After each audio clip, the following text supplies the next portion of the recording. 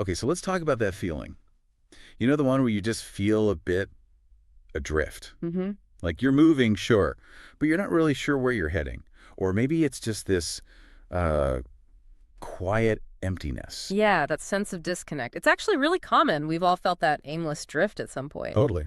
Absolutely. It seems to be, well, a core part of being human, those times when your internal compass just feels wobbly. Right. And, the first reaction might be to fight it, try and force some clarity, but these feelings, they can actually tell you a lot. Exactly. So today we're not going to get too bogged down in like abstract theories of self-discovery. All right. We really want to dig into the practical side. How do you understand that feeling of being lost? And maybe more importantly, what are some actual steps you can take to find your feet again? And we've got a great piece to help guide us. It's called Retrouver Erection Antérieure. Which translates roughly to, Finding your inner direction, something like that. And it offers a really grounded, practical take on navigating this whole experience. okay, great. Let's dive in then. So the piece starts right off by acknowledging that feeling we were just talking about. Yeah, it really hits the nail on the head. It talks about that blurry period, Yeah. where you might feel a bit empty, maybe like things have lost their meaning. Mm-hmm. Going through the motions. Exactly. You're doing things, but the why behind it all feels fuzzy. And you might feel tired, but not really know why you're tired? That just resonates immediately, doesn't it? Because it makes it normal. It frames it less like a personal failure and more like, a natural part of growth. Yeah. The text makes this really key point. Feeling lost is often part of the journey. That alone can be a huge shift in how you see it. It really can. And it goes further, actually. It describes these moments of confusion almost like inner calls. Inner calls, I like that. Yeah. Like, think of it less as a crisis and more like your intuition sort of tapping you on the shoulder, Right. suggesting, hey, maybe it's time to tune out some of the outside noise and listen inwards for a bit. It kind of reframes something potentially negative into an opportunity. An opportunity for some real self-reflection. Precisely. And the piece really encourages us to lean into that feeling, not push it away. Which is counterintuitive sometimes. It is. Yep. But it highlights this fascinating idea. It is often when one gets lost that one truly begins to look for oneself. Resisting it just seems to create more tension inside, doesn't it? Yeah, that makes sense. Okay, so we've established this feeling is pretty universal, maybe even useful. But what actually causes it? What makes us feel lost in the first place? The source digs into some common reasons. It points to a few key things.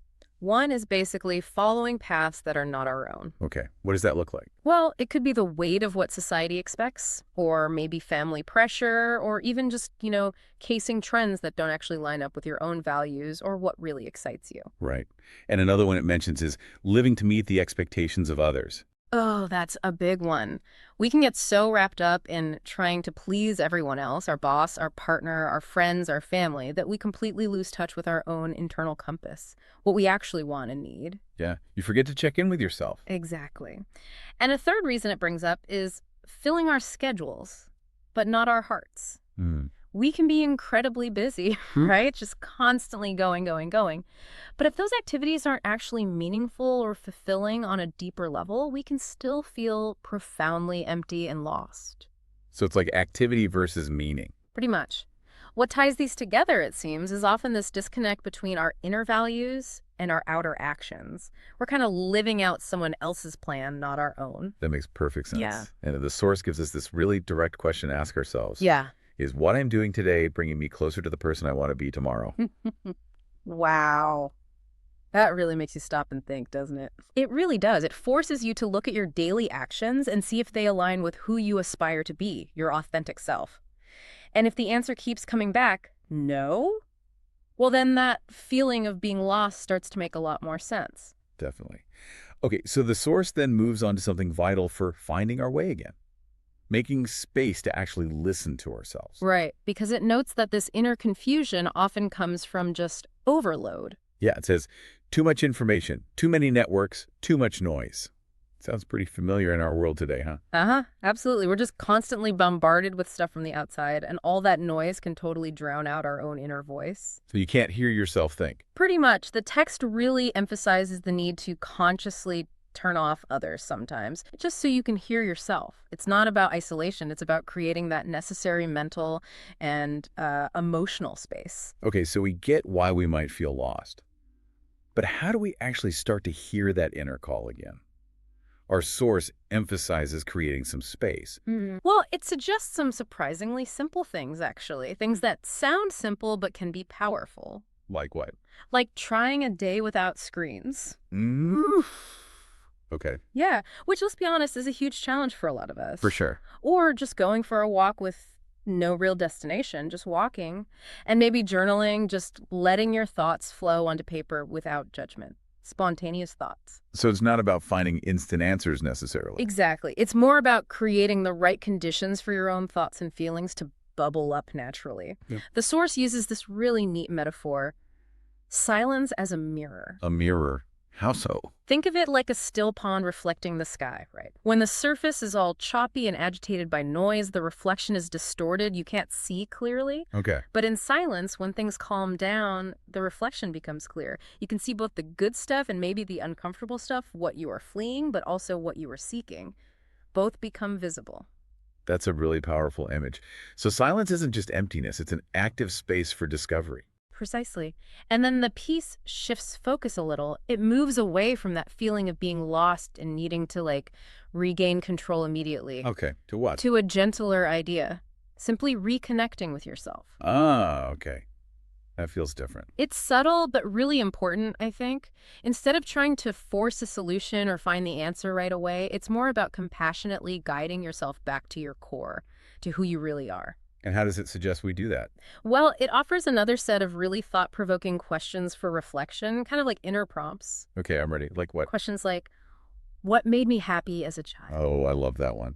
It takes you Yeah. back. It's such a brilliant way to tap into those pure, innate joys and interests, the things we might have just forgotten or put aside as adults. Okay, what else? And what makes me feel alive, even if it's in small ways. The small ways. That's key. Yeah. Those little sparks of vitality, the moments that make you feel genuinely engaged, they can offer really important clues about what truly resonates with you deep down. Right. Any others? And a potentially challenging one. What have I stopped doing out of fear or judgment? Ooh, yeah.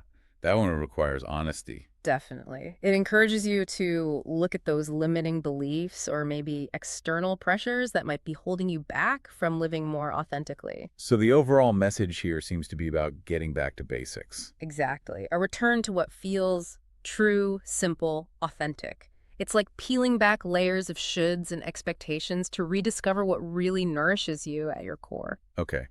So let's say you've done that. You've acknowledged the feeling. Maybe you have some ideas why you're feeling lost. You started creating some inner space. What's next? How do you actually start moving forward? Right, the action part. Yeah, the source talks about building a new direction step by step. And this is where it gets really practical. The piece wisely advises against trying to create some huge, perfect master plan for your life right now. Why not? Isn't that the goal? Well, often that just feels overwhelming, right? And it can lead to getting stuck, analysis paralysis. Okay, makes sense. So what does it suggest? It suggests starting much smaller, with just a small aligned step. One thing. Can you give some examples? What does a small step look like? Sure. It gives concrete examples like maybe just picking up a book on a topic that genuinely sparks your curiosity, Okay. or maybe learning a new simple skill. Or it could be about boundaries, saying no to something that you know drains your energy. Right, protecting your energy. Yeah. Or the flip side, consciously saying yes to an activity that brings you a sense of calm or even a little bit of joy. These aren't massive life changes. They're small, deliberate choices. Micro choices. Exactly. It frames it as a gradual return to oneself through conscious micro choices. It's not about waiting for some sudden dramatic revelation. No lightning bolt moment. Probably not. It's the buildup, the cumulative effect of these small, aligned actions that slowly, gradually starts to shift your direction. Okay, that feels more manageable. And finally, the piece offers some really important reassurance, doesn't it? It does. It basically says you don't need to have all the answers right now. Phew. Yeah, that's a relief to hear. It acknowledges that perfect alignment, feeling completely on track all the time. That's not really a realistic goal or a constant state we can expect to be in. So it's okay to still feel uncertain sometimes. Absolutely. This acceptance of imperfection is so crucial. The text emphasizes that as you get more attuned to yourself through this process of reflecting and taking small actions, you'll naturally start making progress that feels more aligned. It's a journey. It's an ongoing journey, yeah. Learning, adjusting, course correcting, not a one-time fix. And it offers this really powerful little phrase, an affirmation almost, to keep in mind for those times when that lost feeling inevitably pops up again. Oh, yes, I love this one. It's, I am not broken. I am in transition. Hmm. I think that's incredibly helpful. It just reframes those moments of doubt or self-criticism so effectively. It really is. It acknowledges the discomfort you might be feeling now, but it also holds on to that inherent potential for growth and forward movement. It shifts the whole story from failure to process, from being stuck to becoming. So there you have it, a really practical look at how to understand and navigate that feeling of being lost. Not with grand pronouncements, not with quick fixes, No. but through, well, acceptance, thoughtful reflection, and taking those small conscious steps forward. Thank you so much for taking this deep dive with us today. Yeah, this was great. And if these ideas resonated with you, maybe think about sharing them with someone else in your life who might be going through a similar period of uncertainty, feeling a bit directionless, perhaps. Definitely. Yeah. And maybe leave you with this final thought from our source, which I think sums it up beautifully. The path is not found. Hmm. It is created with each step you dare to take.